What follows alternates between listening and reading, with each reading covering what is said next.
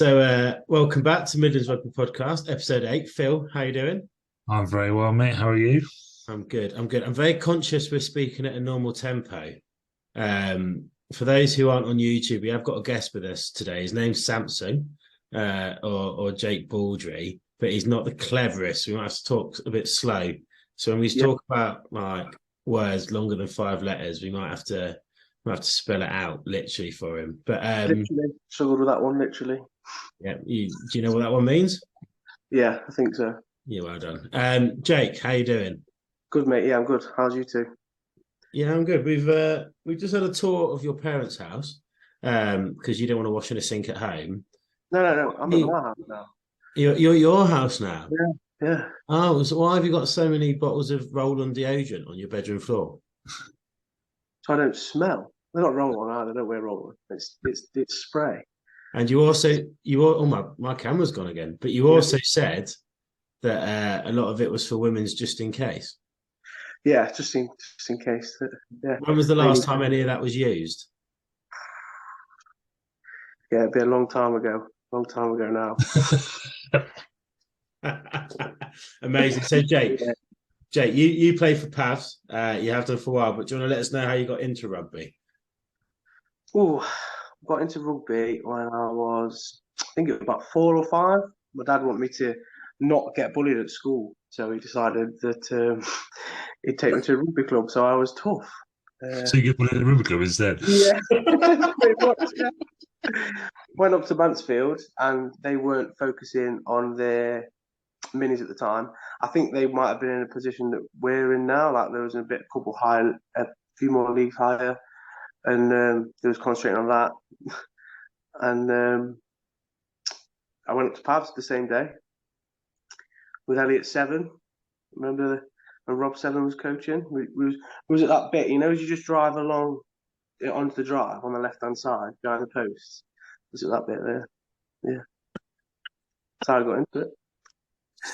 I'm very tempted to let you start a story and then just not make no interaction with you for the rest of it and just leave in silence for like 2 minutes. Yeah, fine. Yeah, I'll just roll with it. Okay, okay. Just roll with it. But I mean, we take the piss out of your lack of intelligence, but you're a bit of a rugby Norse, so this is your type of thing, isn't it? A rugby podcast, talk about rugby and shit.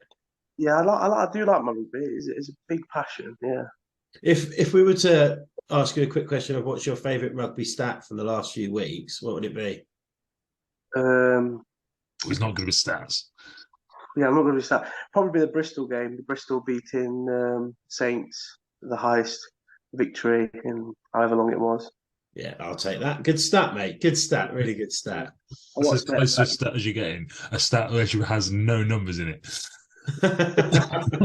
Was it 60 something or 50 something? 8, something like that. Yeah, they're numbers. Yeah, they are all numbers.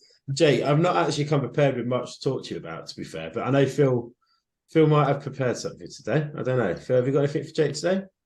Yeah. So, well, should we let Jake sort of tell us his rugby career? As in, have you literally just been at Paviors your entire life, or have you done anything else? Been at Paviors my entire life. Played at school. We had quite a good school setup. We did really well actually. We was unbeaten for like year 7, 8, 9, and then I think we lost our first game in like year 10. Went up to Scotland and played at the local private school up there, Gordonston. That was fun. Beat the local club up there as well, the Highlanders or something like that. But I would have been about. Slightly racist, but What? slightly racist name, but that's fine. Yeah, they're called Highlanders, I'm sure. Um, Jake, I mate, Jake, there's a big cat at the bottom of your screen, mate. I don't want to warn you. oh, yeah. Oh, it's your tat. Sorry, mate. So Sure, continue sure. about Highlanders and being racist to the Scots. That's just what they were called. It's not racist. Um, yeah, so played a lot of good school rugby, but then it just kind of went to shit really when my brother started. As in, like he didn't get any school rugby. Played for NLD with Gareth Digweed. I think it was under 16, 17, something like that. And then I had a short stint at Nottingham Academy where we played against Leicester Tigers and beat them, their academy, for the first time in like years, which was good. That was under Matt Everard. How long was your stint at Notts Academy? I think it was like a season, maybe a A bit season. more. So in Yeah. that one season, you got obviously given some stash. You've worn Yep. that stash for more than the one season you've been there, just in training sessions this year. That's The, quite impressive. that stash is the only stash that actually still fits me. All my all my tour stuff from growing up was the fact we got like these awesome black and white shirts. They didn't fit me about 2 weeks after we got back from tour, so it was like so I couldn't wear them. So, Did you not get your NLD? Did you not NLD stash not fit you still? so I did get I got an NLD. I've got NLD shorts, but I don't wear them for training because they're white and I don't want to ruin them. I've got the socks and I've got a They'll drill be top. hang on, yeah, don't ruin them shorts. They'll be worth something someday. I've got a drill top, but it got stolen. So I don't know where that. Stolen or you lost it? You choose. Same as You lost it. Yeah. And Jake, I love you. And I love Gareth Digweed. But that front row is not going backwards very quickly if it was you and Gaz Digweed on the front row, was it? I think it was a lot to do with our lifting at that time. At that age, we were for some. I think it may have had something to do with Phil's input. Don't want to big him up too much, but we had a very good lifting partnership between me and Diggers. So yeah, And between you, you've got about half a neck. So you would have been right in the pack. a lot of kilos between me and Diggers. It was a very fun program, to be fair. Not many GCSEs. But there you go. I'm not sure they could spell GCSE. I've just seen Jake's face go, oh, they've stitched me up here. All I've got for that is half an hour is shit. Right, Jake, we'll come back to rugby shortly, but I thought intermittently throughout the podcast we'll chuck some questions at you, some general knowledge questions, just to see if we can diminish this belief that you're stupid. So I've dug out some general knowledge questions for 11 to 14-year-olds. You've been serious. You've been serious. Okay. Yeah. So, question number one. Shit. What do you call a shape with 5 sides? Oh, that's is it a hexagon? Oh my god. No. No, Close. 5 sides. not a clue. Is it? There's a big building in America named after it. It's technically one of the most famous shapes in the world. Pentagon? Yeah. Yes, Jakey. Yeah. Is hexagon? No help required. Right, okay, so back to rugby. Obviously you've been playing for Paviors first team for sort of A fucking pentagon. You don't know what a fucking pentagon is. I've never had any dealings with any pentagons. It's all right. It's a good job. Wouldn't know how to describe it, would you? It's got 5 sides. Or 6, I don't know. You've been playing Paviors for 2 or 3 years now. How's that experience been? Yeah, it's been good. It was definitely like I think the step up from juniors to like thirds, I thought was like there was a step up there, and then you go to seconds and there's a step up there, but then when you go into this setup, it's like it's hard. It's tough. It's tough for a front row forward that wants to be a traditional front row forward rather than a modern day front row forward. I think that's the problem. Yeah. So I'd like to know your definition of both, please, Jake. So I'm going to give it just short and snappy. A modern is like slim and fit. That's what it's going to now, isn't it? Whereas an olden would be like or traditional, like quite heavy and not so fit. But everyone knows front row forwards aren't really made for doing 80 minutes, are they? Especially when it gets to like any higher than our level, really, I guess. So you don't see yourself as a Ellis Gaines, you see yourself as a Phil Vickery. yeah, definitely not Ellis Genge. I wish I was that good. Yeah, you're not. You're not. To be fair, though, I mean, now I am a first team player at Paviors. Well, that's a whole episode on its own. But no, because you didn't make it, mate. But you've had a pretty solid season from what I've heard. Phil, I don't know. You're the one that's played with him. You can shoot me down if you wish. It'd be funny if you did. No, I won't shoot you down. I think Jake's had a very good season. He's been a big part of the squad this year when he's been available. Obviously, he's got work commitments now, which have sort of slowed his ability to play, but that can't be helped. Being in the police force and that, taking one for the team on the community level. But yeah, no, he's been real, useful. And he says he's not mobile, but he's a hell of a lot more mobile than the rest of our front row. So he's probably a bit closer to Ellis Genge than he thinks. But yeah, it's good to have players like Jake coming through, because he's been with the club for years and years and years. His family's been involved with the club for years and years and years, and Jake's made a real push to get himself to where he is now. So it's good to see. Yeah, definitely. Jake, what do you think's the this is a proper nosy question, you'll like this. What's the biggest thing you've learned about this? I know this is Midlands rugby, but about this step up to the North East League. So I didn't have a massive input in the Midlands one last year, really. I played a few games and they were more like coming on towards the end. So I can't really compare because it's only been this season where I've actually played like plenty of minutes week in, week out. But from what I've heard from other people, the Midlands League is a tougher scrummage and the North East is a more mobile, like a faster pace rugby. Don't know how true that is because at the end of the day, when I get on the pitch, I just bend and push. Don't really do much else.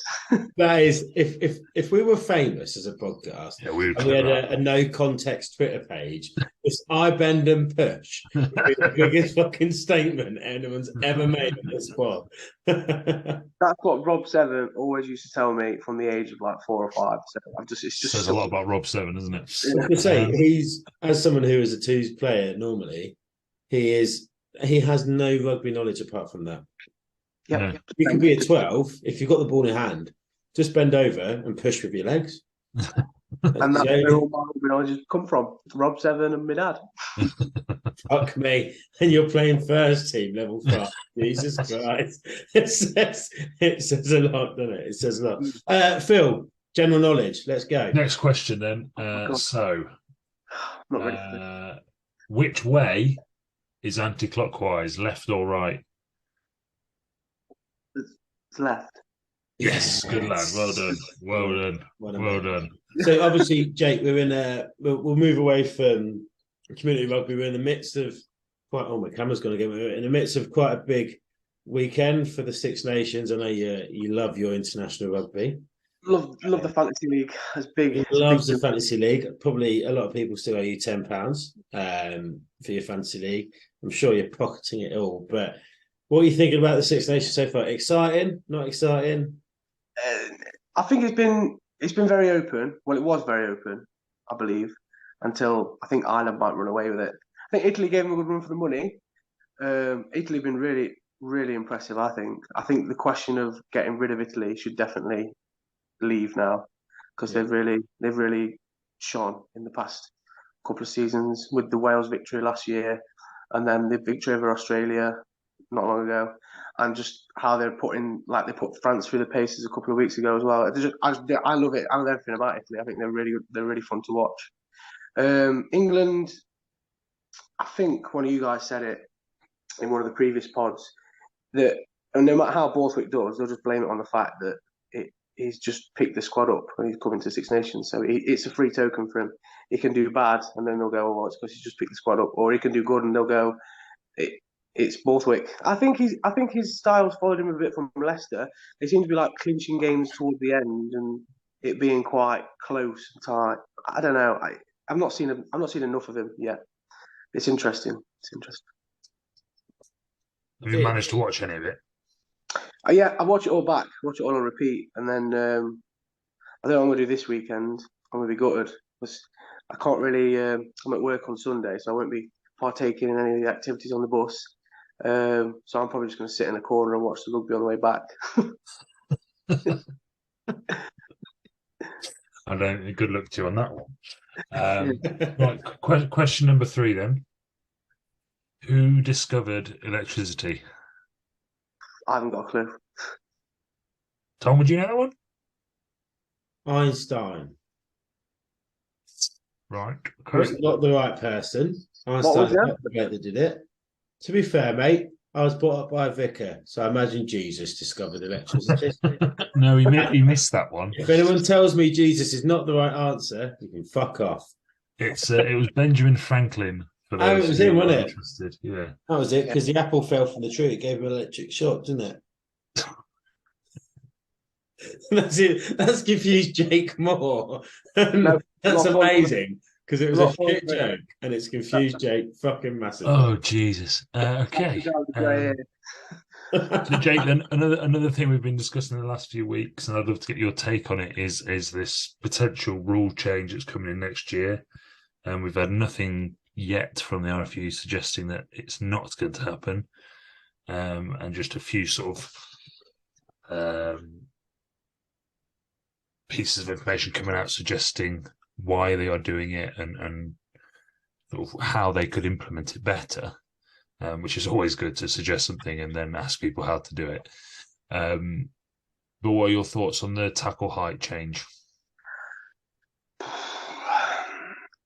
I think it's the way rugby is going.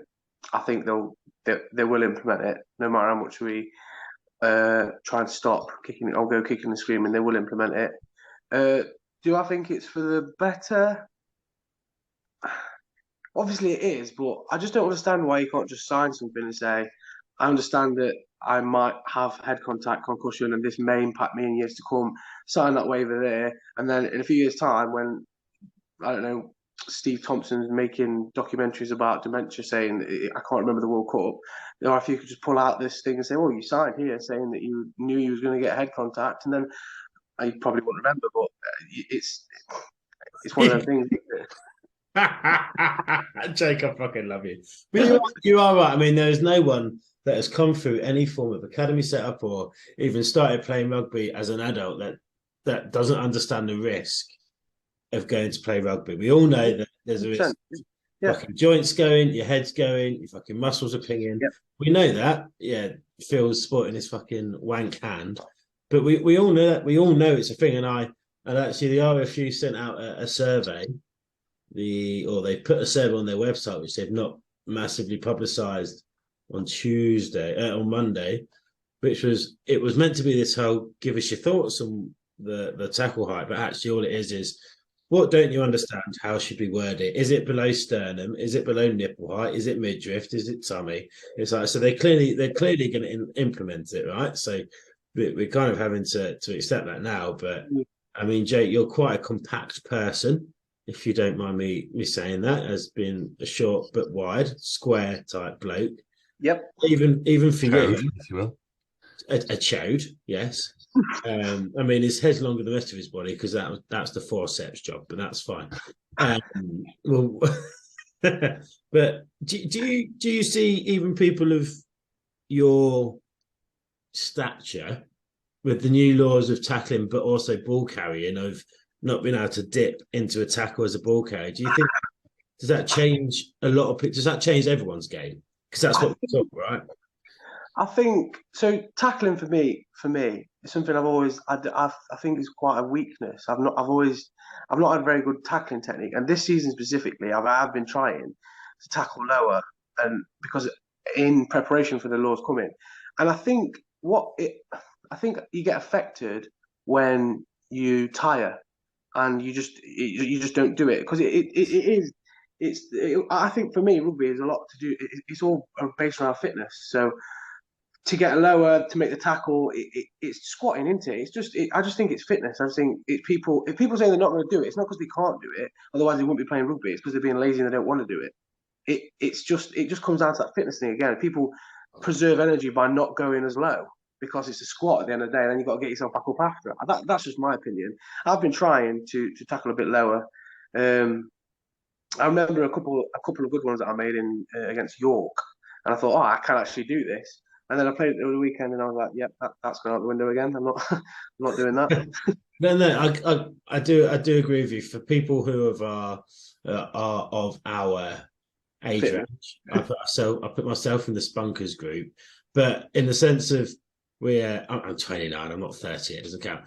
But if we're saying rugby is an inclusive sport, for those who have the ability, I know this sounds ridiculous, but the ability to improve stamina, because we've played with people that even though medically they should be able to, they fucking can't because they don't have that, right? And all these old boys which are playing in their 50s, squatting each day, squatting twice a week to prepare to tackle someone on a Saturday, that it completely eradicates. It's for the Paviors first team and level 5, level 6, level 7, whatever. When you get down to the level, well, not even the RFU levels, but below level 11 and stuff, for me, it still kind of goes, yeah, if they kept themselves fit, they'd be doing that, but they also wouldn't be at that level of rugby, probably. Do you know, it's that kind of whole engagement piece that I think rocks the boat. I do think as well, the biggest problem that you face is you can't police it. You can't police this tackle height. You're not going to be able to police it with one ref and a touch judge from either team. It only seems to get done at the Premiership and International. It's not. You can't do it. Like you don't have to think back to the Bridgeford game with the photo of me of two people on my head. That was like that wasn't pulled up, and because it would have happened like that, and it wouldn't have been policed. But it happens all the time, and it's just. So I think it's going to be more difficult for the refs. Oh, 100%. The refs are going to really struggle. I mean, great respect to those who have refs all year, but they've struggled with the law changes this year with just, anything to the head or the game being quite quick, like we've said about the Northeast League, is it's a lot quicker than we're used to down in the Midlands. But it's impossible. It's an impossible task for the referees to monitor. And once they've made a decision in the game that that is a yellow card or that is a penalty, they have to hold that then for the rest of the game. Yeah. And that's going to happen in the first 2 minutes of the game. First phase play of rugby in a game, someone's going to give away a high tackle. Yeah. And that's it for the game then. And it's ridiculous in the sense of looking at the rule changes. If you're within the 5 metre, anything goes, right? If you're 5 meters from the try line, anything goes because it's low impact because no one's got enough of a run up. But that's bullshit, right? Because that low impact could be anywhere on the pitch, but it's within the 5 meters, so it doesn't really matter. It's a whole different. It's not just a law change; it's a culture change, which is not something that I think rugby is predominantly really ready for. But also, like you said, you two are playing in the Northeast, but in the Midlands, we've had refs joke about the rule, about the law, sorry, and they've gone, oh, and speaking to some of them after the game in the clubhouse, some of them are going, yeah, we're probably not going to ref that next year. If that's the change, yeah, they won't. Yeah, it could be the game could be over in 25 minutes. Yeah. Right? Because you could have no players left on the pitch to play the game. So they're going, do you know what? If it's not worth it, might as well just play old rules. But yeah, it's not going to be consistent across the leagues anyway. And I think it also develops a negative culture around rugby because the crowd seem to be getting more like, oh, that's a yellow, that's a red, and that just oozes football, and we don't want that in our game. Yeah. And I think that's what it's creating, and that's not what we want. Yeah, not at all. I agree. Right, one more question then. What is the coldest continent on Earth? Antarctica. Good lad. Antarctica. 14. Have you got a topic? I've got a topic, and this is because obviously you've got a ginger relative, not the big one, the small angry one. The small one or the big one, or both? Angry kid. The angry kid. Angry kid. Zach. Okay. Our Zach. So Zach is just turned 18, transition into senior rugby. Played with him. I played with him this year. Great fun. I mean, he is definitely an angry kid for those who don't know him. But with the demise, as per se, of community rugby, how do you think like the lads who are younger than Zach and also Zach now, how are they being affected? Because there's a lot of lads at many clubs around the UK who used to have 3-4 teams the academy lads are now getting thrown into the second, if not the first team. What impacts that do you think having on your brother and your brother's peers? As regards what's happening with the academy level, to missing out on learning rugby properly. So, like you said, you came out of the academy, you went straight into the thirds, stepped up to the two steps. So you had the social rugby, the more competitive, and then the obviously upper part of Paviors. There's lads which are now coming out of the academy and having to pop in some teams straight to the first team, playing first team rugby. What impact do you think that has? And do you think what you've had has helped, or do you think, yeah? It's a good question. I think, I mean, I think I would have preferred to be thrown straight in at the deep end. I would have liked that, but what I think you're getting at is they're not getting that development as an academy and then going through together. I think uni kills a lot of their age group. I think that happens. Like when I think back to who I play with now, that's even in the whole of Paviors, like from the first team right down to the Horns, there's like 4 or 5 players because everyone else went off to uni and have not come back. And I think uni destroys a lot of club rugby. I think they just go away and play at unis rather than playing in the academies and then going up for the 2s and 3s. They don't necessarily come back either because they end up moving away or... Yeah. I think that is the case, but I think, we should also be benefiting from those who come to Nottingham. Nottingham's got 2 good unis. We should be better for those who stay in Nottingham, but... We have benefited, right? I mean, look at this guy. Oh, yeah, sorry. Came to Trent in 2012, mate. So I said benefiting. Not benefit. Right, yes. So, Jay, we've touched on the fact you've got 2 brothers, both involved with the rugby club, and your dad has coached you for years as well, and your brothers. You're quite big, as we've now noticed. Your older brother's quite big, and doesn't look dissimilar from you. Yet Zach's ginger and quite skinny. I think Zach was very worried about his weight in school and tried to do something about it. And then he got past the point of no return and they ended up really skinny. I don't really know how it happened. He's completely odd from the rest of the family. Is it not that you and your brother just ate all the food and Zach was too small to fend for himself? Is that not more likely? Lewis is my cousin. Lewis's cousin. Sorry, cousin. Yeah, but so it's just me and Zach. But I don't know what the situation was with Zach. Really, I don't know. He looked at you and Louis and went, "I don't want to be like that." Yeah. For that. So for people who are listening to this or watching this that don't know King Louis, his name's Lewis, but I've called him King Louis for years because he is exactly like King Louis at a Jungle Book. And especially the mall as well. His fucking arms. But to be fair to Zach, he's definitely more aggressive than you. He's an angry child. He's a very angry. I think I'm, as far as people go, I think I'm quite placid, quite easygoing. No, Jay, it's not. I mean, placid is a word, but you're more flaccid than placid. Okay, placid. I'm a little bit scared of Zach. Is that I am as well. So. Yeah.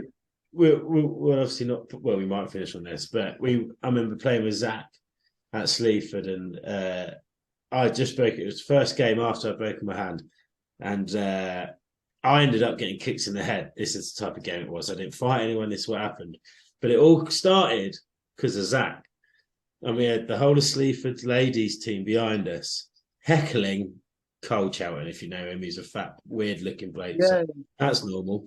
He's got a body like a snowman, hasn't he? Body like a snowman, but nothing is white.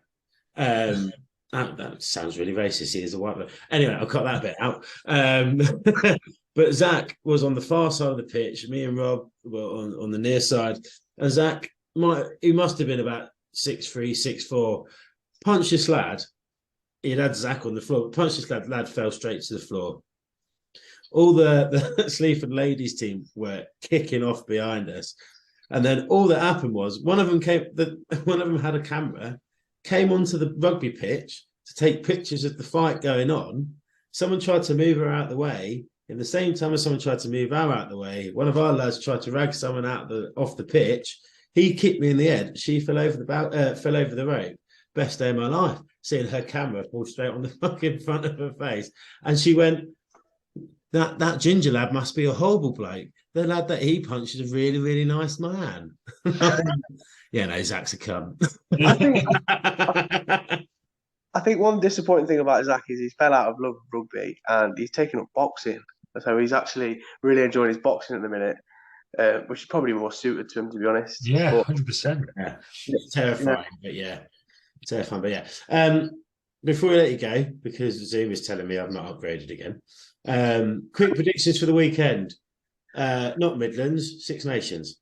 this is the hardest one. I've said this already for my local, for my fantasy league that I've got with the lads from my old job and that. I've said this is the hardest week. I think Italy do Wales. Yeah.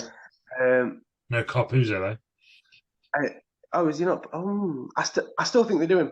I still think they do him. Shit, I think they do him. I think Scotland give Ireland a really good run for the money and may just pip them. You want for the tournament, you want Scotland to win, right? Yeah, and I'm biased, but I think we smash France. Smash! Yeah, I think we smash France. I think we do. Let's see what happens in the lineups. But I do think we've got. I think it is. You're right. I think it's probably the closest weekend we'll find. 100%. This is the hardest weekend to pick. Because let's be honest, England. England are not going to go to Ireland on Paddy's Day and do well because that never happens. It's not feasible, is it? But the France are going for. The France are there to be taken. Phil, have you got any questions left for Jake? Yeah, we'll do one more to finish. What is the most widely spoken language in the world? Mandarin. In the world, English. No, you were right first time. You were right the first time. Mandarin. Yeah. Have you not got a Chinese takeaway in the road? No, There's but a billion people in China. You said widely spread in the world. Widely spoken. Widely spoken. Right, with that, we've got to go do another question, haven't we? Go do another question. Who founded Microsoft? Oh dear. Bill Gates. Oh, good. Yeah. Well done, mate. And normally we're going to finish on this, but normally I ask this question to Phil, but Jake, to see us off for the evening. I've got a brilliant one. It's so fitting. It's so fitting. All right, okay. Phil, have you got any wise words, mate? No, Jake, go on. Here's your wise words. Don't eat yellow snow. Fucking, we've had that, mate. You've had that one, Jake. I'm sorry. What tattoo shouldn't you get on your leg? Feeler. Don't get feeler tattooed on your leg. Anyway, Jake, thank you very much. I obviously haven't upgraded Zoom again. Must be on the wrong account. I paid £14 today, but that's fine. Anyway, Jake, thank you very much. Yeah, this is going to be fun editing because I chatted shit and you chatted shit. But have a good evening. Bye. Yeah, Bye. Always good.